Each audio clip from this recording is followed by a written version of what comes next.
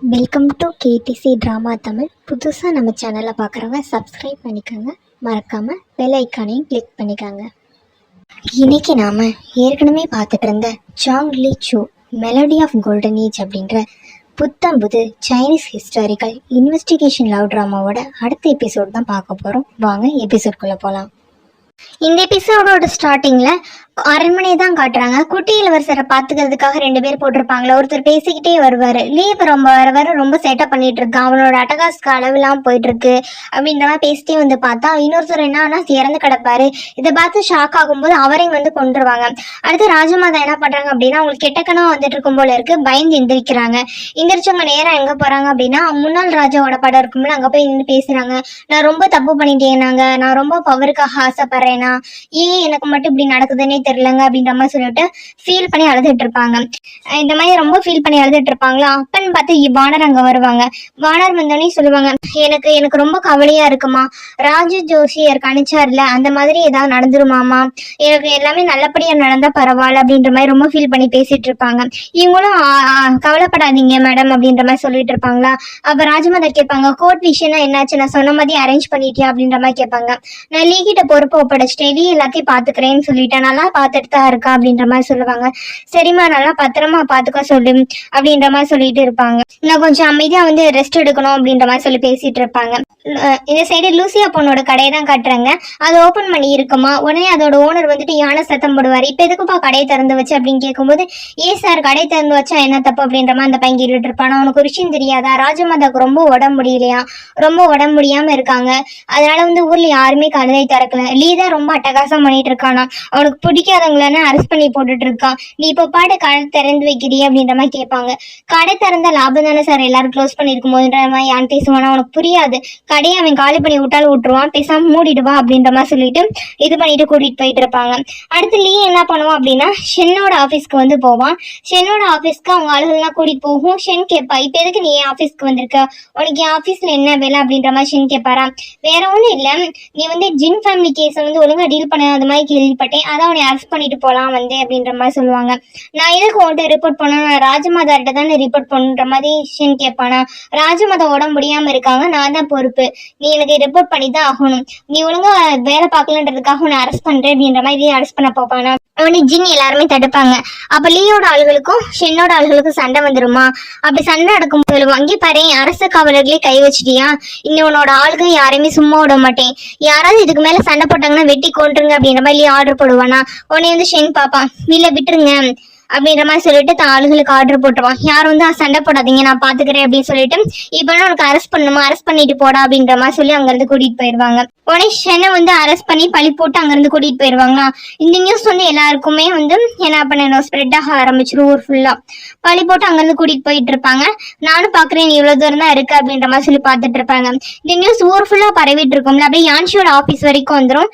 யான்ஷியோட ஆபீஸ்ல அந்த FAANG uncle இருக்காருல, அவர் பேசிட்டு இருப்பாரு. அப்ப வந்து சீஃப் வந்து கேட்பாரு, என்னாச்சுப்பா அப்படின்ற மாதிரி கேட்கும்போது, இந்த மாதிரி ஷென்னை அரெஸ்ட் பண்ணிட்டாங்களாம், ஷென்னை மட்டும் இல்ல ஷென்னோட ஆபீஸ்ல இருக்க எல்லாரும் அரெஸ்ட் பண்ணிருக்காங்க, அவங்க ஃபேமிலியில ஒருத்தர் விடாம கைது பண்ணிட்டு இருக்காங்க அப்படின்ற மாதிரி சொல்லுவாங்க. அப்படியா அப்படின்ற மாதிரி சொல்லிட்டு யான்ஷியை பார்ப்பாங்களா. உடனே இந்த லூசியா பொண்ணு என்ன பண்ணுன்னா யான்ஷியை புடிச்சு கொடுக்க போறாங்க போல இருக்கு அப்படின்ற மாதிரி வந்துட்டு பாதுகாப்பா நிக்குமா. உடனே இவர் வந்து ஆர்டர் போடுவாரு. சீஃபு என்ன சொல்லுவாரு அப்படின்னா, இங்க இருக்க எல்லா ஆயுதத்தையும் எடுங்க, என்ன ஆனாலும் சரி நம்ம யான்ஷியை நம்ம விட்டு கொடுக்க கூடாது. அவங்க என்ன நினைச்சிட்டு இருக்காங்க, யான்ஷின்ற பொண்ணு வந்து யான் ஃபேமிலியோட பொண்ணு இல்ல ஷென் வீட்டு பொண்ணுன்னு நினைச்சிட்டு இருக்காங்களா. நம்ம ஆபீஸ் ஸ்டாஃப், நமக்காக வேலை பார்க்குற பொண்ணு, அந்த பொண்ணு கொண்டு நம்ம நிப்போன்றதை காட்டணும் என்று ராஜமாதா கொடுத்த உத்தரவு இருக்கு, பத்திரமா தான் வச்சுக்கிட்டு இது வரைக்கும் யூஸ் பண்ணல, அதை வச்சுட்டு நான் உட்கார, லீ வந்து என்ன பண்றான்னு பாக்கலாம் அப்படின்ற மாதிரி சொல்லிட்டு அவர் சொல்லிடுவாரு. அங்க இருக்க குட்டி குட்டி ஜாமான்கள்லாம் இருக்கும்ல, அதெல்லாம் வச்சு ஆபீஸ் கேட்டை பூட்டிடுவாங்க. பூட்டிட்டு இவர் என்ன பண்ணுவாரு, சேர் போட்டு நடுவில் உட்காந்துருப்பாரு. அந்த சீல் ராஜமாதா கொடுத்த சீல் வந்து வச்சுக்கிட்டே உட்காந்துருப்பாரு. யான்சி நீ கவலைப்படாதம்மா, எது வந்தாலும் நான் பாத்துக்கிறேமா, இவருக்கும் ரொம்ப பயமா தான் இருக்கு, இருந்தாலும் பாத்துக்கிறேமா சப்போர்ட் பண்ணிட்டு இருப்பாரு.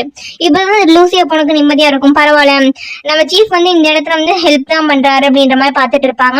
ரொம்ப நேரம் ஆகும் ஆள் காணாமா. உடனே ஃபேங்க் சொல்லுவான், ரொம்ப ஆள் காணாம என்ன பண்றேன்னு கேட்கும்போது, விட்டு கொடுத்துறாதடா, நம்ம இப்பதான் அலர்ட்டா இருக்கணும், இல்லைன்னா பொண்ணு ஏதாவது பண்ணிட்டா என்ன பண்றது, பேசாம இரு அப்படின்ற மாதிரி சொல்லிட்டு இருப்பாங்க. அடுத்து கொஞ்ச நேரம் கழிச்சு கதவை தட்டுற மாதிரி சத்தம் கேட்கும். எல்லாரும் பதறிடுவாங்களா. அப்போ வந்து சவுண்ட் கேட்கும்.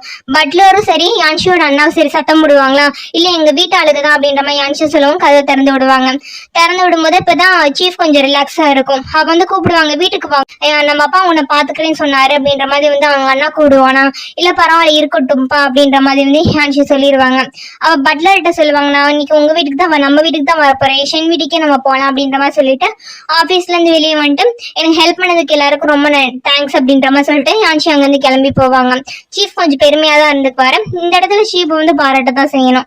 அடுத்த நேரம் எங்க போயிருவாங்க அப்படின்னா ஷென்னோட வீட்டுக்கு தான் ஹீரோயின் போவாங்க. நீங்க தான் மேடம் சாரை பாத்துக்கணும், சார் இந்த மாதிரி சந்தேகப்பட்டு அரெஸ்ட் பண்ணிட்டு போயிட்டாங்க அப்படின்ற மாதிரி சொல்லிட்டு இருப்பாங்களா. உடனே ஹீரோயின் என்ன பண்ணுவாங்கன்னா ஒரு பெட்டிஷன் எழுத ஆரம்பிப்பாங்க. அடுத்து எங்க கட்டுவாங்க அப்படின்னா ஹீரோ வந்து டார்ச்சர் பண்ணிட்டு இருப்பாளி, அவனோட ஆபீஸ்ல அடைச்சு டார்ச்சர் பண்ணிட்டு இருப்பானா. அப்ப வந்து ஹீரோ கிட்ட வந்து சொல்லுமா, நான் பார்த்ததுலேயே அறிவாளி நீ தான் தெரியுமா, ஆனா அந்த அளவுக்கு ஒன்னும் நீ அறிவாளியாவும் கிடையாது, நீ பேசாம ஒண்ணு பண்ணி என் கூட வந்து சேர்ந்துரு அப்படின்ற மாதிரி சொல்லுவாங்க. அதெல்லாம் கூட சேர முடியாது போட அப்படின்ற மாதிரி சொல்லுவாங்க. ஏன் என் கூட சேர மாட்டேன், உனக்கும் எனக்கு ஈக்குவலான பவர் தானே கோர்ட்ல இருக்கு, என் கூட வந்து சேர்ந்துரு அப்படின்ற மாதிரி சொல்லுவாங்க. அதெல்லாம் முடியாது அப்படின்ற மாதிரி சொல்லும்போது, உனக்கு ஒரு விஷயம் தெரியுதா இல்லையான்னு தெரியல, ராஜமாதா நம்ம எல்லாரையும் கண்ட்ரோல் பண்ணிட்டு இருக்காங்க, அப்போ உங்க அப்பாவோட கேஸ்ல இதே தான் நடந்துச்சு, உனக்கு இன்ன வருஷமா அது புரியலையா அப்படின்ற மாதிரி சொல்லி கேட்டுட்டு இருப்பானா. அதுக்கு ஏதாவது உனக்கு எவிடன்ஸ் வச்சிருக்கியாடா அப்படின்ற மாதிரி ஹீரோ கேட்பாரு. என்ன எவிடன்ஸ் பத்தி கேக்குற, உனக்கு எவிடன்ஸ் இருந்தாதான் நீ நம்புவியா, இங்க பாரு அப்படின்ற மாதிரி காட்டுவான். லியோட உடம்புல இருந்து ஹார்ஸ் செட் இருக்குன்னு அதோட டேட்டோ போட்டிருப்பா. இப்ப கூட என்ன நம்புறியா, நான் வந்து இருக்கிறதுல பெரிய ஆளு தெரியுமா, என்னை நீ நம்பலாம், என் கூட வந்து சேர்ந்துக்கோ அப்படின்ற மாதிரி சொல்லுவாங்க. கண்டிப்பா அவங்க கூட என்னால் சேர முடியாது அப்படின்னு சொல்லிட்டு விலங்க உடைச்சிட்டு ஹீரோ வந்து அடிக்கலாம் பார்ப்பானா. இதெல்லாம் உங்ககிட்ட வேலைக்காகாது, ராஜமாதா உன்னை நீ நல்லா யூஸ் பண்ணிக்கிறாங்க, நீ கூட இருந்தீங்கன்னா உனக்கு யூஸ்ஃபுல்னு சொல்றேன் கேட்க மாட்டேன்ற அப்படின்ற மாதிரி சொல்லிட்டு இல்லையா அங்க இருந்து கிளம்பி போயிடுவான். அடுத்து ஹீரோயின் தான் கட்டுவாங்க. ஷென்னோட வீட்டுல தானே இருக்காங்க. அவங்க என்ன பண்ணுவாங்கன்னா நைட்டு ஃபுல்லா உட்காந்து பெட்டிஷன் ரெடி பண்ணுவாங்க. லீக்கு எதிராக என்னென்ன குற்றம் பண்ணிருக்கா அப்படின்றதான் எழுதிட்டு இருப்பாங்க. எழுதி முடிச்சுட்டு வெளியே வருவாங்களா, நான் பட்ல நின்றுட்டு இருப்பாரு. மேடம் பார்த்து போங்க, லியோட அழுகனா வெளியில யார் போனா அரெஸ்ட் பண்ணிட்டு இருக்காங்க அப்படின்ற மாதிரி சொல்லுவாங்க. ஓகே பட்லர் நீங்க பார்த்து வீட்டுல இருங்க, நான் கண்டிப்பா போய் வந்து இந்த பெட்டிஷனை ராஜமாதாரை கொடுத்துட்டு தான் வருவேன் அப்படின்ற மாதிரி சொல்லிட்டு வெளியில போவாங்க. ஹீரோயின் கொஞ்சம் தூரம் போன உடனே என்ன பண்ணிடுவாங்கன்னா ஆளுக எல்லாரும் சுத்தி வளைக்க ஆரம்பிச்சிருவாங்க. லியோட ஆளுக, உங்களுக்கு நீங்க ரொம்ப ஸ்மார்ட்டான பொண்ணு எங்களுக்கு தெரியும், பேசாம வீட்டுக்கு போயிருங்க மேடம் அப்படின்ற மாதிரி சொல்லிட்டு இருப்பாங்க. ஆனா ஹீரோயின் போகாம முன்னாடி போவாங்களா, அட்டாக் பண்ணலாம் அப்படின்ற மாதிரி அவங்க ட்ரை பண்ணிட்டு இருப்பாங்க. அப்பன்னு பார்த்து இன்ஸ்பெக்டர் ஷூவும் யாழினி பொண்ணும் அங்க வந்துடும். இந்த யான்சிக்கு பாதுகாப்பா கூடயே வந்துட்டு இருப்பாங்க. இருக்கவங்களாம் அடைச்சு போட்டுட்டு, நீ என்னமா பேலஸ்க்கு கம்ப்ளைண்ட் பண்ணணும் தானே போற, பெட்டிஷன் கொடுக்க தானே போற, நான் உனக்கு ஹெல்ப் பண்றேன், நீ தாராளமா அரண்மனைக்கு போ அப்படின்னு சொல்லி அரண்மனை வாசல் வரைக்கும் இவங்க வந்து விட்டுட்டு போவாங்க. ஷூவும் சரி யாழினி பொண்ணும் இந்த உடனே இவங்களும் தேங்க்ஸ் அப்படின்ற மாதிரி சொல்லிட்டு யான்சி என்ன பண்ணுவாங்க அப்படின்னா உள்ள ராஜமாதா கிட்ட கம்ப்ளைண்ட் கொடுக்க போயிடுவாங்க. இங்க அரண்மனையில யான்ஷி போய் என்ன பண்ணுவாங்கன்னா ஃபர்ஸ்ட் ஸ்டார்டிங்ல ஷென் வந்து ஒரு இடத்துல நீடன் போட்டு ராஜமாதா கிட்ட கேட்டிருப்பான நீதி, அதே இடத்துல நீடன் போட்டுட்டு லீக்கு எதிராக பெட்டிஷன் கொண்டு வந்திருக்கேன், இதை வாங்கிக்கோங்க ராஜமாதா, ஷென் வந்து எந்த தப்பும் பண்ணல, அவனை காப்பாத்துங்க அப்படின்ற மாதிரி சொல்லிட்டு இருப்பாங்க. ஆனா வந்து யாருமே உள்ள வர மாட்டாங்களா. அந்த மாதிரி ரொம்ப பனி பெஞ்சிட்டு இருக்கும். நைட்டு மகனமா ஹீரோயின் வந்து நீடவுன் பண்ணிட்டு இருப்பாங்க. சின்ன வயசுல ஷென் எப்படி அவங்க அப்பா கேஸ்க்காக நீடவுன் பண்ணிருப்பாரு நியாயம் வேணும், அதே மாதிரி வந்து ஹீரோயின் பண்ணிட்டு இருப்பாங்களா. அடுத்து இந்த சைடு என்ன கட்டுறாங்க அப்படின்னா ஷூவையும் யாழினியை தான் கட்டுவாங்க. இன்ஸ்பெக்டர் ஷூ கிட்ட வந்து யாழினி கேட்கும், நான் இன்னைக்கு பார்க்க ஹீரோயின் மாதிரி நடந்துக்கிட்டேனா அப்படின்ற மாதிரி கேட்குமா. பரவாயில்லையே உனக்குள்ளே ஒரு குட்டி ஹீரோயின் இருக்காங்கன்னு எனக்கு இப்பதான் தெரியும் அப்படின்ற மாதிரி பேசிட்டு இருப்பாரு. ஆமா ஹீரோக்கு மேட்சா ஹீரோயின் தானே இருக்க முடியும், நீங்க ஹீரோனா நான் ஹீரோயின் அப்படின்ற மாதிரி அந்த பொண்ணு பேசிட்டு இருக்கும். சரி எனக்கு கல்யாணத்துக்கு டவுரி கொடுக்கணுங்களா, ரெடி பண்ணிட்டீங்களா அப்படின்ற மாதிரி கேட்குமா. என்ன டவுரி அப்படின்ற மாதிரி பாப்பாரா. ஏன் ரெடி பண்ணலையா, எத்தனை வருஷமா இன்ஸ்பெக்டரா இருந்திருக்கீங்க, அதுவும் ஹெட்டாவே இருந்திருக்கீங்க, ரெடி பண்ணலையா அப்படின்ற மாதிரி கேட்கும். அதெல்லாம் ஒன்றும் பிரச்சனை இல்லப்பா, நான் என்னோட கல்யாணத்துக்கு கண்டிப்பா எல்லா இன்ஸ்பெக்டர்ஸும் வருவாங்க, அதனால நீ கவலைப்படாம இரு, கிராண்ட் வெட்டிங் உனக்கு கொடுக்குறேன் அப்படின்ற மாதிரி அவங்க பேசிட்டு இருப்பாங்க. அவங்க பேசிட்டு இருக்கும் போது தூரத்துல வந்து ஏதோ சிக்னல் வருமா, இது ஏதோ சிக்னல் நம்ம ஆளுகளை தான் கொடுக்குறாங்க, நம்ம போய் என்னன்னு பார்க்கலாம், ஊருக்கு வெளியே இருக்கு அப்படின்ற மாதிரி சொல்லிட்டு ஷூ வந்து என்ன பண்ணுவாரு அப்படின்னா யாழினி பண்ணி அங்க இருந்து கூட்டிட்டு போயிடுவாரு. அங்க கூட்டிட்டு போய் பார்த்தா அப்படின்னா சுத்திலும் பனி இருக்கும், அது ஒரு ட்ராப் போல இருக்கு. இவங்களுக்காக வெயிட் பண்ணியிருப்பாங்க. கொஞ்ச தூரம் கழிச்சு ஆளுக்கானு பார்க்கும்போது ஒரு ட்ராப்ன்றதை கண்டுபிடிச்சிருவாங்க. அதுல இருந்து தப்பிக்கிறதுக்காக ஷூ என்ன பண்ணுவாரு அப்படின்னா இந்த பொண்ணு யாழினி பொண்ணு வந்து காப்பாத்தி தள்ளி வச்சிருவாரு. யாழினி பொண்ணு அமைதியா தான் இருந்துட்டு இருக்கும். அதுக்கப்புறம் இவங்க யாரு எதுக்கு இப்படி பண்றாங்க அப்படின்ற மாதிரி பேசாம அமைதியா இருமா அப்படின்ற மாதிரி சொல்லுவாங்க. அவங்க என்ன பண்ணுவாங்கன்னா அட்டாக் பண்ண வருவாங்களாம். உடனே இன்ஸ்பெக்டர் ஷூ சொல்லிடுவாரு, நீங்க இருக்காத ஓடு அப்படின்ற மாதிரி சொல்லுவாரு. ஏன் ஓடணும் அப்படின்ற மாதிரி இந்த பொண்ணு கேட்டுட்டு இருக்குமா, நீ போ லியான்ட்ட போய் சொல்லி இன்ஸ்பெக்டர்ஸ்னா மத்த பேரை கூட்டிட்டு வா அப்படின்ற மாதிரி சொல்லி அனுப்பி வைப்பாங்க. இந்த பொண்ணு என்ன பண்ணுனா உடனே கிளம்பி ஓடிடும். இந்த சைடு ஷூ என்ன பண்ணுவாருன்னா சண்டை போட்டுட்டு இருப்பாரு. இந்த பொண்ணு ஓடிட்டு இருக்கும் போது தான் ஷூ வந்து நம்மள தனியா விட்டு போக சொல்ல மாட்டாரு, எப்பயுமே நமக்கு சப்போர்ட் தானே பண்ணுவாரு. ஒருவேளை நம்ம போக சொல்றாரு அப்படின்னா எல்லாமே கையை மீறி போயிருக்கும், அவர் உயிருக்கு ஆபத்து போல இருக்கு அப்படின்ற மாதிரி சொல்லிட்டு அந்த பொண்ணு திரும்பி ரிட்டர்ன் வந்துட்டு இருக்கும். அதே மாதிரி நீங்க ஷூவை போட்டு எல்லாரும் வந்து கொலை பண்ணிட்டு இருப்பாங்க. ரொம்ப குத்து உயிரும் கொலையுமா தான் அவர் கடந்துட்டு இருப்பாரு. அப்பதான் யாழ்னி பொண்ணு வருமா வந்து பாக்கும், ஷூ வந்து இறந்து போற நிலைமையில இருப்பாரு. அப்ப வந்து பார்த்துட்டு ரொம்ப ஃபீல் பண்ணி அழுதுருக்கும். உங்களுக்கு என்ன ஆச்சு அப்படின்ற மாதிரி ஃபீல் பண்ணிட்டு இருக்குமா, சாரிம்மா என்னை மன்னிச்சிரு, நீ ஆசைப்பட்ட மாதிரி எனக்கு ஒன்றும் உன்னை கல்யாணம்னா பண்ணிக்க முடியல, என்னை மன்னிச்சிருமா அப்படின்ற மாதிரி சொல்லி கேட்டு ஃபீல் பண்ணிட்டு இருப்பாரா. உடனே யாழ்னி பொண்ணு கேட்க, நீ இப்ப எப்படி கூப்பிட்டீங்க அப்படின்ற மாதிரி கேட்குமா, இனி நான் வந்து உன்னை மனைவின்னு கூப்பிட்டேமா அப்படின்ற மாதிரி சொல்லுவாரு. ஐயோன்னு இந்த பொண்ணு என்ன பண்ணா ஃபீல் பண்ணி அழுதுட்டு அவங்க ஹக் பண்ணிட்டே இருக்கும். சுத்தி நம்ம கொலை பண்ண வந்தவங்க பார்த்துட்டு தான் இருப்பாங்க. போது இவங்க எவ்வளவு நேரம் தான் லவ் பண்ணிட்டு இருப்பாங்கன்னு தெரியலன்னு சொல்லிட்டு இன்னொரு அம்பை விடுவாங்க. யாழ்னி பொண்ணு என்ன பண்ணிரும் அப்படின்னா அந்த இடத்துல இறந்து போயிடும். அடுத்து இங்க அரண்மனையில தான் காட்டுறாங்க. அரண்மனையில ரொம்ப பனி விழுந்துட்டே இருக்குமா. ரொம்ப நேரமா ஹீரோயின் வந்து ஃபீல் பண்ணி பெட்டிஷன் கொடுத்துட்டே இருப்பாங்க. அப்போ வானர் பொண்ணு வந்து சொல்லும், நீங்க இருந்தது வேஸ்ட்டுமா, ஏற்கனவே முடிவு பண்ணிட்டாங்க என்ன நடக்கும்னு சொல்லிட்டு, நீங்க பெட்டிஷன்னா கொடுக்க முடியாது, நீ வீட்டுக்கு கிளம்பி போ அப்படின்ற மாதிரி சொல்லுவாங்க. நீ வேஸ்ட் வந்து இங்க இருக்காது அப்படின்ற மாதிரி சொல்லுவோம். ஹீரோயின் என்ன பண்ணுவாங்க அப்படின்னா அங்க இருந்து கிளம்பி போயிடுவாங்க வீட்டுக்கு. இங்க இந்த டீட்டெயில்ஸ் எல்லாம் என்ன பண்ணுவாங்க அப்படின்னா நீ கிட்ட வந்து ரிப்போர்ட் பண்ணுவான், இந்த மாதிரி வந்து ஷூவையும் சரி அவங்க ஒய்ஃபையும் சரி கொண்டுட்டோம் அப்படின்ற மாதிரி சொல்லுவாங்களா. அப்பாடா ரொம்ப நல்ல நியூஸ், எனக்கு ஒருத்தவங்க பிரச்சனை கொடுக்குறாங்க அப்படின்னா அது ஷூவா தான் இருப்பான். இப்ப அவனே இறந்துட்டானா, மித்தபடி படிச்சவங்க தான் இருப்பாங்க, அவங்க எந்த பேச்சும் பேச மாட்டாங்க. ஷென்னு மட்டும் என் கை கோத்துட்டானா போதும், இந்த நாட்டையும் நான் சூப்பரா அச்சீவ் பண்ணுவேன் அப்படின்ற மாதிரி பேசிட்டு இருப்பான். இந்த விஷயத்த நான் வந்து ஷென்னு கிட்ட காட்டியே ஆகணுமே அப்படின்ற மாதிரி பிளான் பண்ணிட்டு நீங்க போய் ஷென்னை கூட்டிட்டு வாங்க அப்படின்ற மாதிரி ஆர்டர் போட்டிருப்பான். லீ நின்றுட்டு இருப்பானா அரண்மனை கேட்டுக்கு மேல. அங்க வந்து ஷென்னை கூட்டிட்டு வருவாங்க. இப்ப எதுக்கு இங்க என்ன கூப்பிட்டு அப்படின்ற மாதிரி ஷென் கேட்பாரா. அங்க பாரு அப்படின்ற மாதிரி காட்டுவாங்க. இப்பதான் பெடிஷன் முடிச்சு கொடுத்துட்டு ஹீரோயின் வருவாங்களே, அவங்க நடந்து உடம்பு முடியாம வந்துட்டு இருப்பாங்க. அது ஹீரோ பாப்பாரு. ஹீரோ பார்க்கும்போது ஹீரோக்கு ரொம்ப கஷ்டமா இருக்கும், ஃபீல் பண்ணிட்டு இருப்பாரு, கையெல்லாம் முறுக்கி கோவத்தை கண்ட்ரோல் பண்ணிட்டு இருப்பாரு.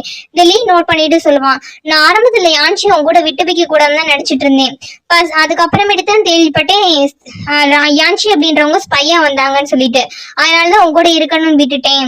இப்பயும் சொல்லு, நீ என்ன முடிவு பண்ண போறேன்னு சொல்லு, உன் ஒய்ஃப் உன்னை இவ்வளவு லவ் பண்ணிட்டு இருக்காங்க, நீ கூட ஜாயின் பண்ணிக்கலாம்ல அப்படின்ற மாதிரி சொல்லுவான். ஹீரோ பாப்பானா, நான் ஏற்கனவே வந்துட்டு ஒரு ப்ராமிஸ் கேட்டிருந்தேன் ஞாபகம் இருக்கா, அந்த பிளட் கொடுக்கும் போது நீ என்ன சொல்லியிருந்தேன், நான் நல்லவனா இருந்தாலும் சரி கெட்டவனா இருந்தாலும் சரி என்கிட்ட ஒரு விஷயத்துக்கு என் கூட துணைக்கு நிப்பேன்னு சொல்லியிருந்தீல, இந்த ப்ராமிஸை காப்பாத்து, உனக்கு பிடிச்சாலும் சரி பிடிக்கலன்னு பரவாயில்ல, என் கூட ஜஸ்ட் சப்போர்ட்டுக்கு மட்டும் நீ இல்ல அப்படின்ற மாதிரி கேட்பான்.